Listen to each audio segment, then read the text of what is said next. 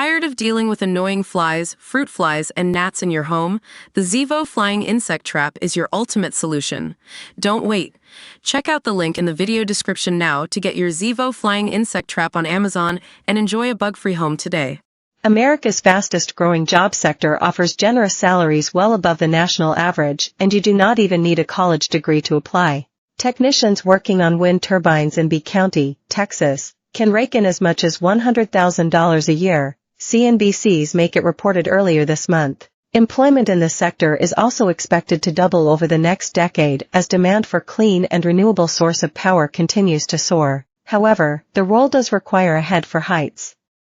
A typical day involves arriving at 7 a.m. and scaling a narrow metal ladder that at times stretched 350 feet into the air, one worker explained. Once up there, you then make the necessary repairs. Vestas technician and mom of four Jessica Jackson, 37, said, "It isn't as scary as you'd think. Once you're up there, you get to see the best views. You're watching birds fly, eagles, hawks.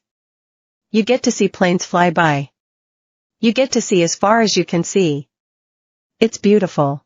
Jackson explained that she began working in the industry in February 2020 after a decade as a stay-at-home mom and has yet to look back. She currently finishes work by 5:30 p.m., so can still make it home in time for dinner at her home just a few miles away. She said the tallest turbine she works on towers 35 stories above the ground overlooking a particularly picturesque slice of South Texas. It takes her a mere 10 minutes to climb the turbine she's tasked with maintaining, a trip she typically only takes once a day. That said, certain days call for more, she explained, as malfunctions are inherently unpredictable and may occur at any moment. It feels good knowing that when a turbine was fixed or ran more smoothly, you did that, just seeing the immediate results of your efforts, she said of the satisfaction she gets with each repair. It's hard to believe that Jackson was once afraid of heights. But over her time in the role she has conquered her fear and is no longer afraid to look down. "I've got a lot more comfortable climbing such high heights," she told CNBC. "I'm extremely grateful for my job, I love what I do. If I was doing something else, I probably would not be as happy." The downside is that the Labor Department ranked wind turbine technicians as having one of the highest rates of injury and illness of all occupations, CNBC reported. Speaking of the risks, she said, "Cutting any corners with safety could be the reason why I don't go home that day. Once you're up there, you're in your office and ready to work.